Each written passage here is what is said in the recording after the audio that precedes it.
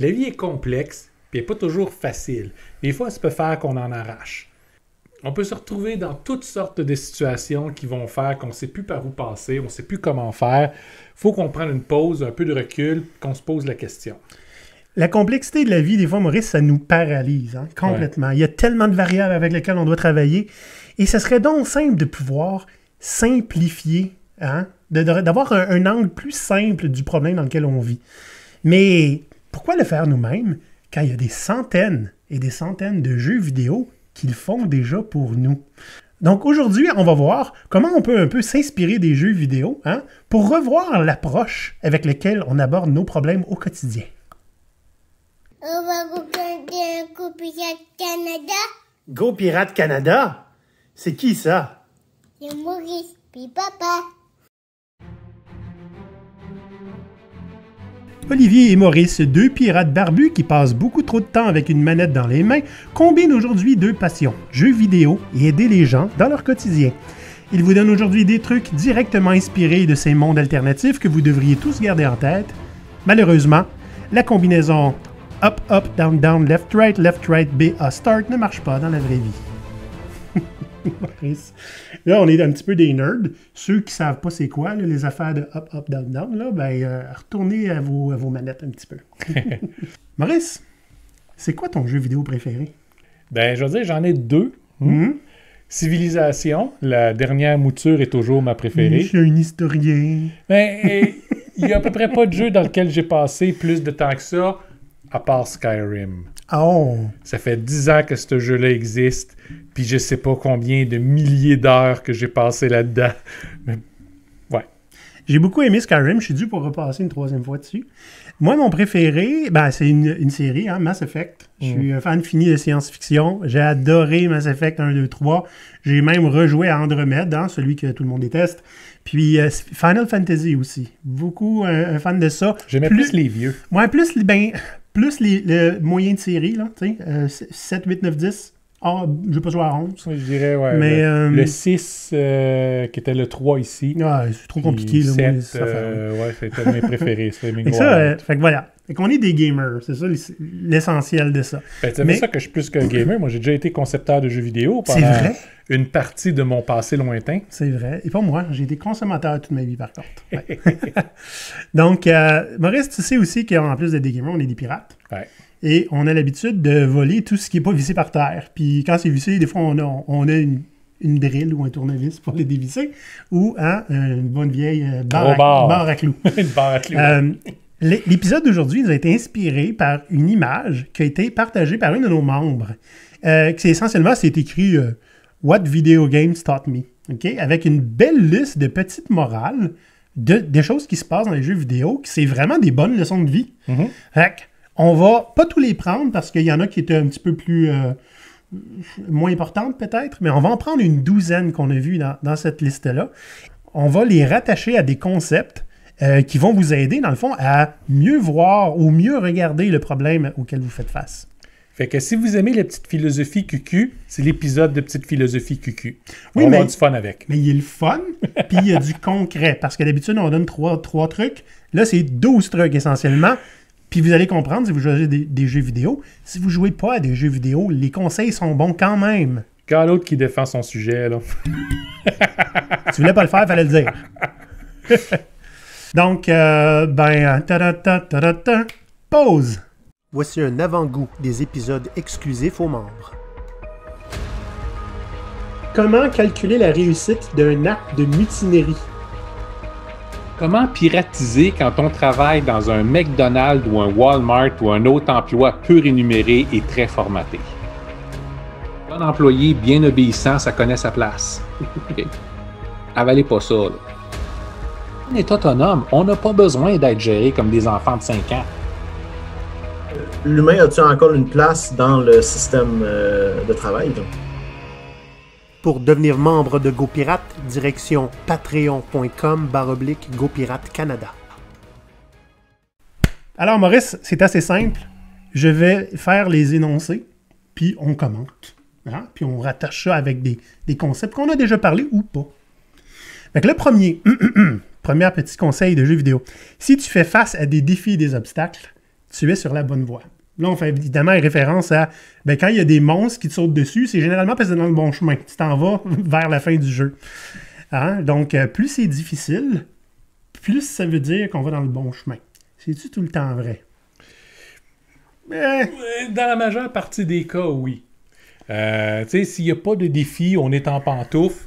Essentiellement, c'est parce qu'on n'ose pas aller explorer assez loin. Hein? On est sur le cruise control. Ouais, c'est ça. Mais des fois, c'est correct. En fait, tout souvent, c'est correct d'être sur le cruise control. Mais ça veut dire aussi qu'on grandit pas, qu'on se développe pas nécessairement, qu'on n'apprend pas nécessairement.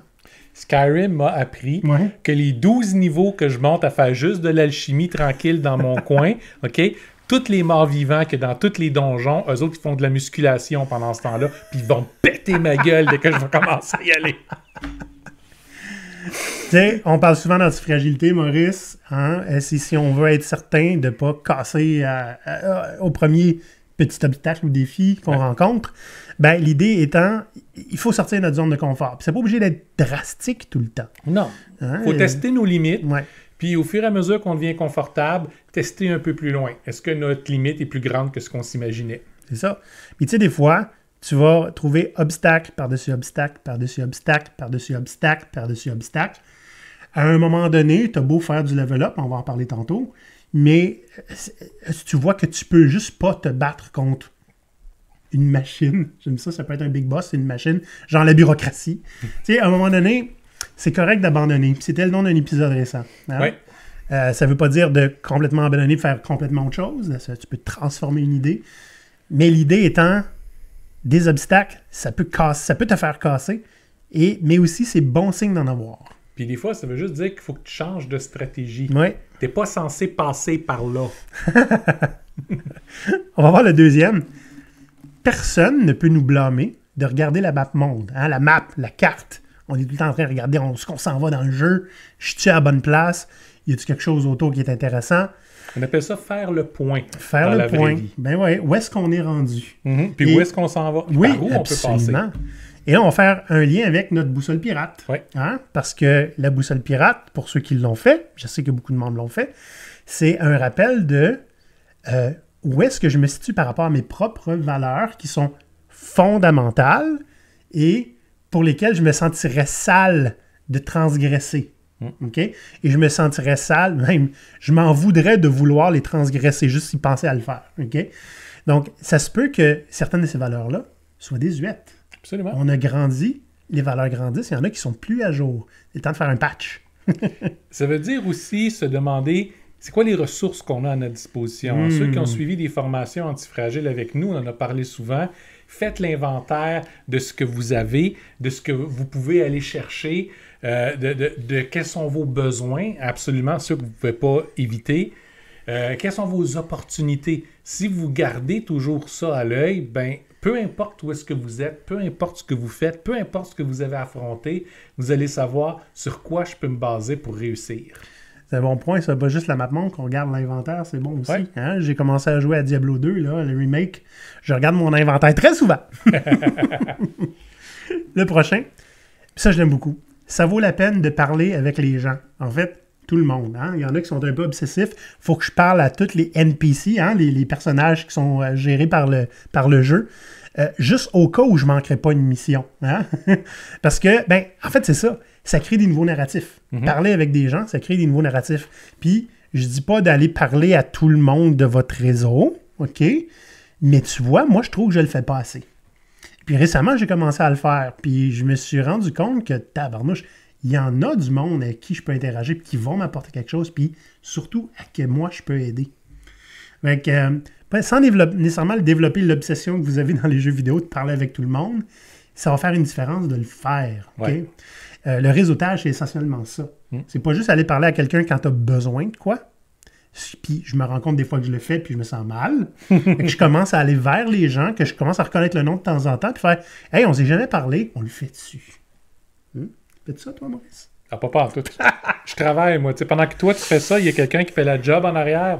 C'est ça. Ça s'appelle du marketing et des relations publiques. Puis moi, ça s'appelle juste que je suis un jackass puis j'aime pas le monde. C'est ça. Ce qui est tellement pas vrai non plus. La quatrième petite leçon de jeu vidéo. Même si tu ne reçois pas d'argent pour avoir fait quelque chose, tu reçois toujours l'expérience. Ça veut pas dire d'accepter d'aller travailler pour quelqu'un pour la belle expérience. La visibilité. Vous pouvez le faire si c'est votre choix, d'aller donner votre temps pour une cause que vous voulez ou pour aider quelqu'un. Puis ça, c'est correct. Ouais. Et c'est fort encouragé. Mais quand quelqu'un vous dit « Ben, je te paierais, mais je le ferai pas à la place, on va avoir de la bonne expérience de vie. » Ouais. C'est sûr que dans les jeux vidéo, hein, on va faire des trucs qui n'ont absolument aucun espèce de sens juste pour avoir de l'expérience. Dans la vraie vie, évidemment, c'est mieux de peu choisir ses batailles. Hein, mais l'idée étant que essayer des nouvelles choses, ça vaut tout le temps la peine. C'est quoi le pire qui va arriver? J'aimerais pas ça. Ça marchera pas. Ou je vais me rendre compte que j'ai besoin de plus de travail pour être bon. Mais c'est bon de savoir ces choses-là. Oui. Puis dans les jeux vidéo aussi, on peut faire du grinding, hein, c'est-à-dire refaire tout le temps le même truc pour avoir de plus en plus d'expérience. Puis dans la vraie vie, ça marche aussi. C'est comme ça qu'on devient bon à un instrument de musique. Hein? Mais on va se rendre compte aussi que plus on le fait souvent, moins c'est de la nouvelle expérience. Hein? On devient juste bon à le faire. Mais pour avoir des nouvelles compétences, il faut essayer quelque chose de complètement nouveau. Puis le gain en expérience a tendance à diminuer. Meilleur on est, puis plus il va falloir faire d'efforts avant de pouvoir continuer à s'améliorer. Ouais, pour voir le changement, là, pour que quelqu'un, un observateur, il va falloir faire un grand pas pour qu'on voit une différence. Là. Dites-vous que la majeure partie de ce qui peut le plus vous apporter loin dans la vie, c'est pas juste en termes de succès, mais en termes de développement personnel puis de satisfaction, probablement qu'à ce point-ci, vous n'êtes pas encore au courant de ce que c'est. Vous devez explorer un peu, essayer des nouvelles choses, puis là, vous allez finalement trouver votre « Ah! Pourquoi j'ai pas fait ça toute ma vie? » C'est normal que vous ne l'ayez pas fait, vous n'étiez pas au courant. Mais c'est important de diversifier vos expériences pour trouver ça. Si possible, le plus tôt possible, mais il n'est jamais vraiment trop tard pour. Ouais. 5e leçon de jeu vidéo, Maurice. Explorer. Point d'exclamation.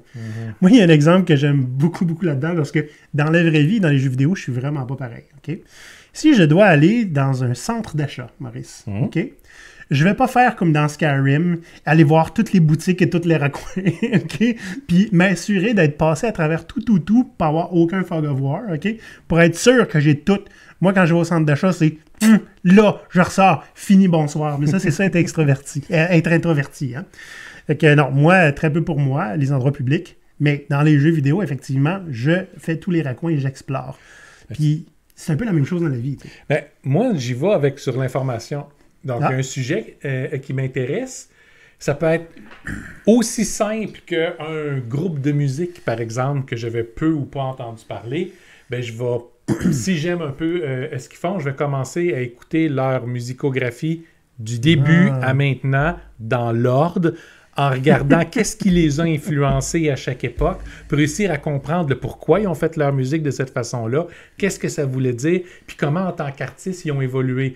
Je suis légèrement obsessif comme ça. C'est très procédural en musique. Hein? Moi, c'est ça m'inspire-tu un sentiment? Non. Too bad. Prochain album. Tu sais. Ben, j'aborde tous les sujets comme ça aussi. Hein? On commence à toucher, par exemple, quand on a commencé à toucher à l'économie sociale, je me suis lancé là-dedans, j'ai dévoré tout ce que j'ai été capable pour être capable de dire, ben j'en parle, je sais qu'est-ce que c'est, je sais comment ça fonctionne, puis je peux trouver dedans où est-ce que je me situe, ou si, selon mes intérêts et tout ça, je me situe pas dans le moule. Ah, OK. Moi, ben, des fois, j'ai l'espèce de la malédiction de Wikipédia, là. C'est-à-dire que je vais aller voir un truc sur Wikipédia, puis... ah non, il y a un lien là. Fait que, avant d'avoir fini le premier article, je vais avoir 12 onglets d'ouverts à aller lire. Puis ta veillée est passée. Ma veillée est passée, ou bien il est rendu 2 heures le matin, puis je travaille à 8 heures, tu sais. Mais l'idée là-dedans aussi, c'est... Je me suis rendu compte que beaucoup des intérêts que moi j'ai, je les ai eus en explorant. Okay? Ils servent absolument à rien, jusqu'à temps qu'ils servent à quelque chose. Hein? Souvent, moi, là, tu sais, quand tu veux faire du... tu vas apprendre à connaître les gens, là, des brise-glaces. Tu peux faire des activités comme ça, dans du team building, un détecteur de mensonges. Tu dis 2 vérités puis un mensonge, les gens doivent trouver en te posant des questions. OK? Ben moi, là, souvent, la vérité que je donne, c'est des vérités qui sont absolument invraisemblables. Genre, ça fait 20 ans que j'essaye d'apprendre le suédois. Tout le monde, il tasse ça de la main, il ne pose même pas de questions. Non, ça sert à rien le suédois, ça. Fait que, prochaine question. Ça fait vraiment 20 ans que j'essaie d'apprendre le suédois, Maurice. Ça m'a jamais servi, à part... Ben, quand je regarde un film suédois sous-titré en anglais, là, je sais de quoi il parle. parce que je connais les mots, tu sais, ça m'a jamais vraiment servi. C'est pas grave. J'ai exploré jusque-là. Puis j'ai jamais pu pousser plus parce que je connais pas personne qui parle en suédois. Tu t'es probablement, parce que tu es dans mon entourage puis tu respires, t'être retrouvé pendant un petit bout dans un de mes légères discussions, petites apartés d'à peu près 3 secondes sur l'évolution des mythologies puis des religions indo-européennes. J'ai jamais entendu parler de ça. Que j'ai tendance à en parler pendant des heures et des heures et des heures et des heures et des heures et des heures. Écoute, si vous parlez de n'importe quel sujet, Maurice peut vous raconter l'histoire des Romains, qu'est-ce qu'ils faisaient avec ça, puis... Mais c'est ça. Mais tu sais, c'est question d'explorer à un moment donné. Bon, on devient expert dans des sujets qui sont absolument pas nécessaires à la vie de quiconque. Mais c'est le fun de les dire. Ma blonde m'appelle Bringer of Facts. Thank you, Bringer of Facts. Tu viens de me raconter quelque chose de super trivial que je me souviendrai pas à propos de cet acteur-là ou de ce truc-là. Ben, moi, ça me fait plaisir de partager. Le numéro 6. Les endroits difficiles d'accès offrent souvent les meilleures récompenses, Maurice. Ceux qui ont écouté l'épisode 101, hein, où on parle essentiellement comment on va dominer le monde, je veux dire, disons que ça nous a pris du temps avant d'allumer que c'est ce qu'on devait faire. Oui. On était trop raisonnable encore. Oui, on était trop raisonnable. On essaie de garder sur quoi on a de l'impact maintenant, sans se demander qu'est-ce qu'il faut faire de différent pour réussir. Puis on avait cette maxime, hein, quand on avait le Havre Pirate, Fortune favors the bold. Il faut être baveux et effronté des fois dans la vie. Puis c'est comme ça qu'on réussit à aller à des endroits où on n'aurait jamais pensé aller. Je vous donne un exemple. Moi, à un certain moment donné, Maurice, tu ne croiras pas à ça, parce que en me regardant, peut-être, mais j'ai déjà couru un marathon. 10 km, pas 42. 10 km, OK? Puis, je les ai pas toutes courues. J'ai marché un grand bout. Hein. C'était au moment où j'étais le plus en forme de ma vie. Et puis, pour moi, c'était impensable, participer à un marathon. Il y a quelqu'un qui est venu me voir et dit « Olivier, combien de gens que tu connais font des marathons? » Peut-être 2 ou 3, tu sais. Ramène ça à la population, là. Tu fais partie d'une élite, tu sais. Tu as juste décidé qu'il fallait que tu le fasses. Tu sais? C'est pas la population en entier qui peut faire un marathon, là. Mais moi, juste en décidant que je devais contribuer à ça, puis que je pouvais le faire, je pouvais essayer, ben je fais partie d'un petit pourcentage qui a déjà couru un marathon. C'est quand même, tu sais, pour moi, là, j'ai juste fallu que je décide de le faire. Fortune favors the bold, c'est ça que ça veut dire. À un moment donné, si les autres ne le font pas, toi, fais-le. Tu veux une autre belle histoire comme ça? Ouais, tu as couru un marathon aussi? Non, j'ai pas couru de marathon. Mais j'ai fait de l'archéologie en Tunisie, où il y avait, on avait un professeur qui était particulier. Ouais, qui essentiellement était très, très bold lui-même. Puis il voulait nous faire visiter souvent des sites qui, avec le temps, les sites deviennent fermés parce que c'est moins sécuritaire ou ils veulent pas, c'est pas aménagé ou quelque chose comme ça. Mais c'est pas ça qu'elle allait le barrer. Hein. C'est pas un garde de sécurité qui va l'arrêter. C'est le professeur qui va arriver avec les étudiants puis faire « Hey, venez. OK, c'est bon, c'est correct, c'est Monsieur Sonné, je rentre, il n'y a pas de problème, on est archéologue. » Puis il rentre. Pose pas de questions, demande pas la permission, il rentre, puis quand le garde se lève pour nous arrêter, il fait « Allez, bande de carcasses! » C'est paresseux, en nous parlant à nous, on était une bande de pouilleux et d'étudiants. Puis il nous fait rentrer, il regarde la sécurité, puis il fait « Si je les contrôle pas, puis si je le pousse pas dans le dos, il n'y en a pas un qui va bouger. » Puis il rentre. Puis on a visité un paquet d'endroits. On est rentré on a des réserves de musées où on n'avait aucun droit d'être. On est rentré dans des endroits qui étaient carrément dangereux parce que ils n'ont pas été entretenus nécessairement. Mais on en a vu des choses intéressantes. Parce que c'est un monsieur qu'il n'y a rien qui va arrêter. Oui. Ben, c'est une belle leçon, ça. Ben, regarde, hein, quand briser les règles, créez-en des nouvelles. Oui, c'est ça. Fait que, ça revient aussi souvent à ce que je dis, tu sais, avez-vous déjà essayé de changer les choses en faisant comme les autres? Ben, c'est ça. Là, la morale, c'est faites ce que les autres n'osent pas faire. Vous allez aller dans des raccoins que vous n'aurez jamais explorés, des fois jamais explorés par les autres.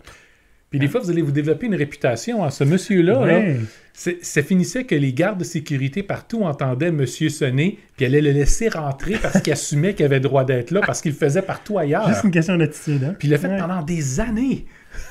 C'est bon. Numéro 7. Ne traînez pas trop de trucs avec vous. Un inventaire trop plein va vous ralentir. Je vois là Skyrim, je suis capable de vous dire ça. Il faut que tu finisses par les jeter, tes fourchettes. Tes roulettes de fromage. Là, on peut faire un lien avec plein de choses dans la vie. Hein, mais souvent, on a beaucoup d'idées, moi et Maurice, puis qu'on fait comme, regarde là, je veux dire, on est déjà trop occupé, fait que tablette. Ouais, on prend ça en note, on met ça sur la tablette, un jour, ça va être utile.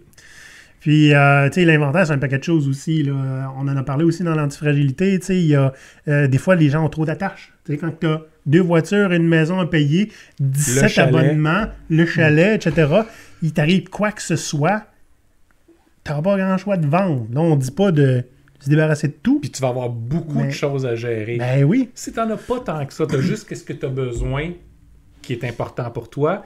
Puis le reste, ben, tu t'en prends contrôle de façon temporaire. Ben, à ce moment-là, si tu as besoin, s'il y a un changement dans ta vie, si tu as besoin de récupérer du capital, si tu as besoin de carrément déménager, ben, tu as beaucoup moins de choses à gérer. Ouais. Fait que, tu sais, l'idée, c'est, en fait, on parlait d'inventaire, hein? Faites l'inventaire de ça. Puis qu'est-ce qui est important pour vous, qu'est-ce qui l'est moins, quitte à s'en débarrasser plus tard, vous savez quoi sacrifier. Exact. Ouais. Donc, plutôt que d'avoir 3 familles simultanément, vous pouvez vous contenter de... T'as-tu 3 familles simultanément? Je ne le savais pas. Non. On va passer au 8e. Ne pas se décourager si un défi est trop grand pour vous. Retournez en arrière, montez de niveau, augmentez vos compétences et réessayez. Okay? Ça, j'ai déjà vu quelque chose qui s'est fait naturellement avec moi-même, que j'ai fait dans le fond. Quand j'étais gestionnaire, on avait vu un gars qui avait une attitude en entrevue. Okay? Il avait une super attitude. Il avait exactement ce qu'on cherchait. Mais il était vraiment, vraiment, vraiment junior. Hein? Puis aujourd'hui, je me challengerais à savoir comme si c'est notre job de me prendre des juniors, de les amener plus loin. S'il y a une bonne attitude, probablement que oui. Mais le besoin était urgent, hein? Comme toutes les entreprises. Et on visait quelqu'un qui est un peu plus senior. Mais ce qu'on l'a fait, c'est que j'ai ramassé les développeurs qui l'avaient passé en entrevue avec moi et on lui fait essentiellement un plan. Voici ce que tu devrais aller étudier et essayer de mettre en place pour pouvoir réappliquer pour le même poste plus tard. OK? Le gars, c'est lui qui nous a envoyé 2 CV de ses chums après. Hein? Fait qu'on lui a essentiellement dit, regarde, on lui a dit, donner où aller faire du level up dans Map. Puis il s'est réessayé plus tard aussi, hein? Puis je sais pas, je pense que il a juste retiré sa candidature après, mais c'était super intéressant. Et dites-vous aussi, n'importe quel projet, ça se recette. On vous a parlé tantôt que quand vous avez trop d'idées ou trop de projets, mettez-en une coupe sur la tablette. Des fois, leur temps n'est pas dû. Des fois, ils ne marcheront pas maintenant. Mais l'idée est juste trop bonne pour juste l'acheter. Les 3/4 de ce qu'Olivier et moi on fait, puis des 3/4 de ce qu'on a bâti présentement, c'est tout basé sur du travail qu'on a fait il y a 2, 3, 4 ans, puis qu'on recycle constamment jusqu'à temps qu'on trouve la façon pour le faire fonctionner. Le Havre Pirate, Maurice, on en a parlé une couple de fois. Hein? C'était quelque chose qui ressemble beaucoup à Go Pirate International au départ, mais c'était beaucoup plus petit, beaucoup moins ambitieux, avec aucun des bons acteurs dedans, puis on n'avait aucune réputation. Fait que depuis, on est allé monter notre application. Maintenant, on est, comment on dit ça? On a une notoriété. Hein? On a une notoriété, on est connu, on a un following, on a des gens dans notre réseau qui sont importants. Fait qu'essentiellement, c'était le level up qu'on avait besoin pour relancer ça sous la forme de Go Pirate International. Fait que maintenant, c'est peut-être un plus gros boss qui nous attend à la fin, mais on va être prêt à l'affronter. Je le plains. Tu le plains? Ah, tu plains le boss? Ouais, on a beaucoup de debuffs pour lui, puis un paquet d'affaires. Ah, ça va être magique. La 9e leçon, hein, tirée des jeux vidéo. Vous n'avez pas à compléter la quête principale tout d'un coup. Les quêtes secondaires sont souvent plus enrichissantes. Là, on a juste à parler de le podcast. Ouais. Au départ, on a parti ça en sachant très bien que ça ne serait pas notre gagne-pain, que ça ne serait pas notre activité principale, une activité importante néanmoins, pour se faire connaître. Au départ, elle n'était pas si importante que ça. C'était une petite expérience pour voir si on allait flober tout de suite ou si on allait être capable de pouvoir le faire. Point. C'était aussi pour passer le temps. On avait perdu tous nos contrats, nos mandats. C'était en plein milieu de la pandémie. Personne ne travaillait. Tout le monde était enfermé. Beaucoup de podcasts ont parti comme ça et beaucoup ont fermé. Et là, nous, on est rendu au 100 quelquième. Hein? On est dépassé le 100e épisode. Fait que cette quête secondaire-là, elle contribue beaucoup au fait qu'on est capable de vivre de ce qu'on fait maintenant, même si l'argent ne vient pas directement du podcast. Ça appuie notre quête principale qui est d'essentiellement préparer les gens puis la société aux périodes de troubles qui s'en viennent. C'est ça. Donc, c'est un porteur de message. On en a d'autres quêtes secondaires aussi. Le livre, le manuel pirate, qui est pas mort, ça s'en vient toujours. Oui. Il y a eu des retards, mais ça s'en vient. Oui. C'en est un.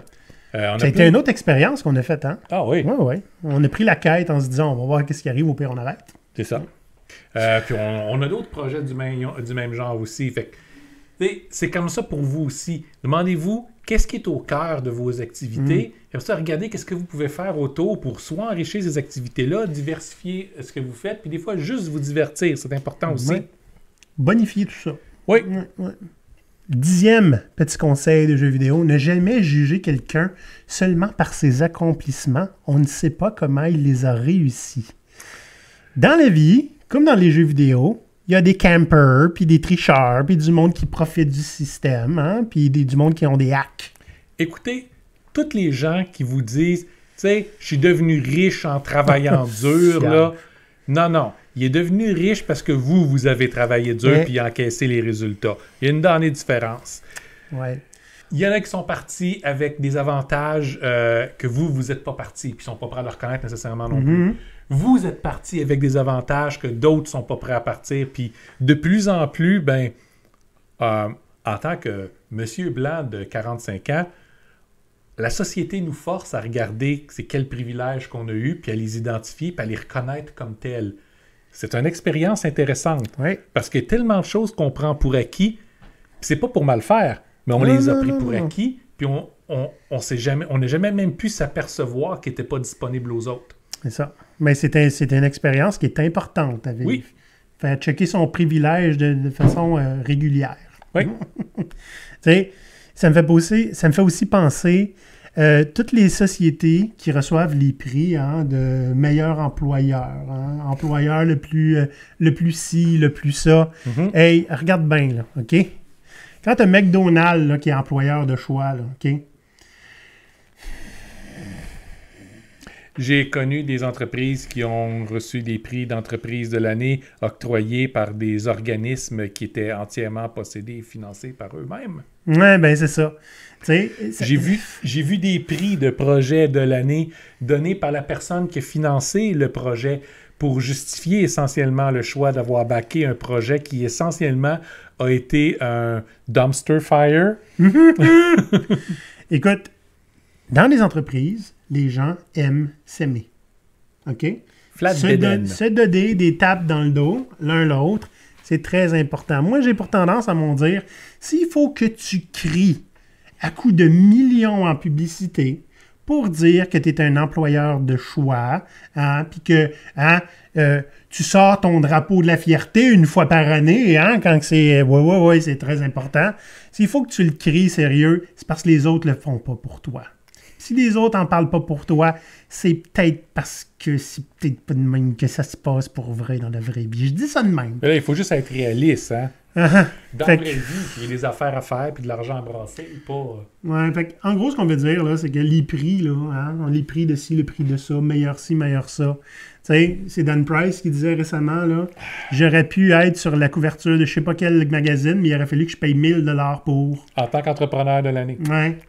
C'est ça. C'est ça. Fait que, à bon vin, point d'enseigne. Ce qui veut pas dire que si vous avez gagné une médaille, gagné un prix, avoir eu une reconnaissance, ça vaut rien, puis c'est pas ça qu'on dit. On veut dire que faut pas baser vos décisions là-dessus pour savoir si vous allez travailler avec quelqu'un ou pour quelqu'un. OK? Travailler puis creuser un petit peu plus pour comprendre vient d'où ce prix-là. Ouais. Mais voilà. Ça s'achète des prix. Le 11e truc. Profitez au maximum de la personnalisation des personnages. Character building, customisation des caractères. Je ne sais pas, Maurice, c'est très laid en français, j'aime pas ça en anglais. Mais l'idée étant, tu peux un petit peu te monter ton personnage comme tu veux. Puis, dans la vie, tu peux pas exactement faire ça. Mais ce qu'on propose aux gens, c'est acceptez donc d'être vous-même. OK? Les profils atypiques, là, c'était à la mode, ce terme-là, c'était un site. Puis, je veux dire, on est deux atypiques, ceinture noire, 18e dan, là, nous autres, là. J'aime pas ça, me faire qualifier de profil atypique. T'es atypique. J'aime pas ça. T'es atypique. T'es la définition même de profil atypique. T'es étudié assez en histoire, puis en en toutes sortes d'affaires qui sert à personne. À cette heure, tu es en exemple pirate, tu as fait de la charge de projet puis de l'assurance qualité là-dedans. J'ai fait bien plus que ça. Ouais, c'est ça. J'ai une ferme. T'as une ferme. T'es pas employable, dude. Je sais! L'idée étant que ce que vous faites de vous-même, hein, puis de votre carrière, de vos expériences, c'est ça. C'est la personnalisation de votre personnage. T'sais. Puis c'est une bonne chose. Tu veux-tu vraiment tout le temps être le personnage par défaut? Hein? Ben, des fois, il y a des entreprises, c'est ça qu'ils cherchent. Hein? On veut 17 développeurs par défaut pour pouvoir les mettre dans le poste qui est tout pareil. T'sais. Mais c'est ça. Ça s'en vient des US, ça, là. Oui. Puis des fois, si on veut être moins méta, hein, faut essayer différents styles de barbe puis de moustache. Oui, d'ailleurs, je me suis trouvé un barbier là, dans la région. Ah, c'est bien. On va être dû pour y aller avant notre séance de photos.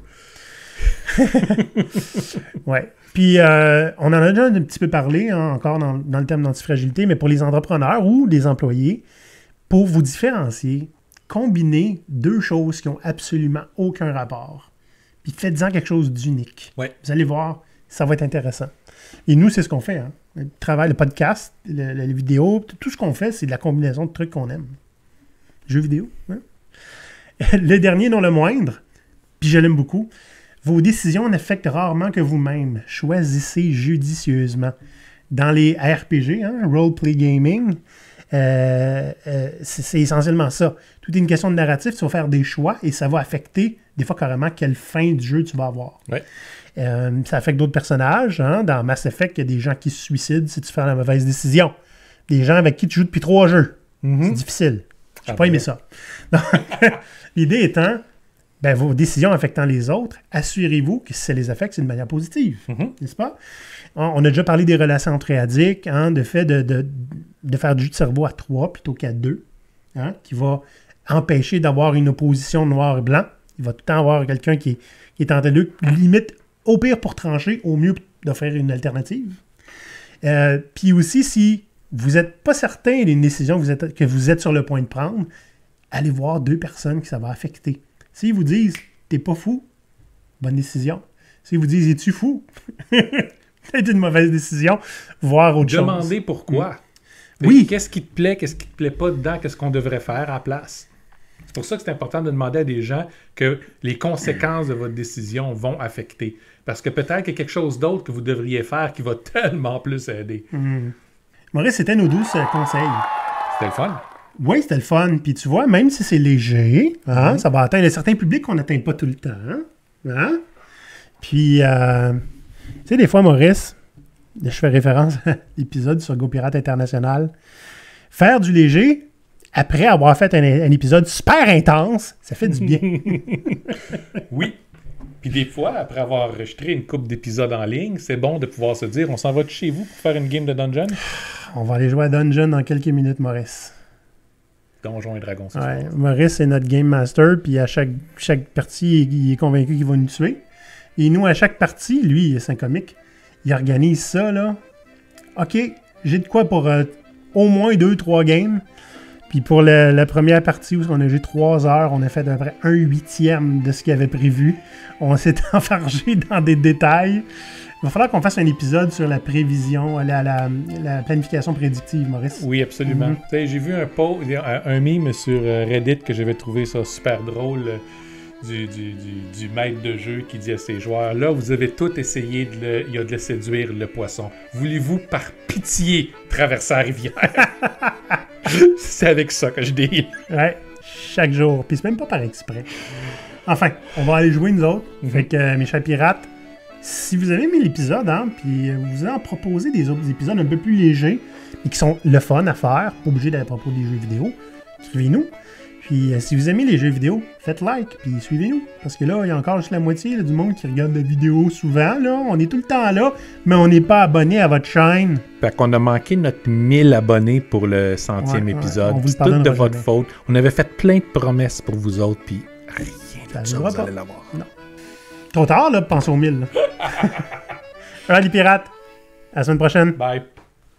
Allez. À l'abordage! À l'abordage! Ah non!